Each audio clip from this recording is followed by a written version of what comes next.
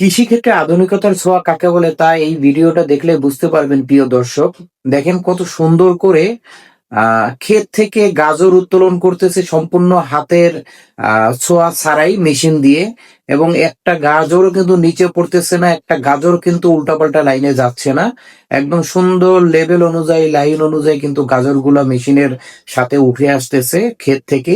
এত সুন্দর একটা ভিডিও দেখে খুবই ভালো লাগলো, কারণ আমাদের দেশে আমরা দেখতে পারি গাজর তোলে হাতে, হাতে গাজর তোলে কৃষকেরা, এবং সেই গাজরগুলো থেকে কাদা দূর করার জন্য সব এক জায়গায় করে তারপরে পা দিয়ে কিভাবে দলাই মুসলাই করে, এরকম অনেক ভিডিও আছে, আপনারাও সবাই দেখেছেন। কিন্তু সেই ভিডিওগুলো দেখলে কিন্তু সেই সবজিটা খেতে আর ইচ্ছা করে না, একটা মানে আহ, লেগে যায় আর কি। কিন্তু এই যে আধুনিক প্রযুক্তির কৃষি যে যন্ত্রাংশগুলো চলে এসেছে, এগুলোর ছোঁয়ায় কিন্তু কৃষি কাজগুলো অনেক সহজ হয়ে যায়।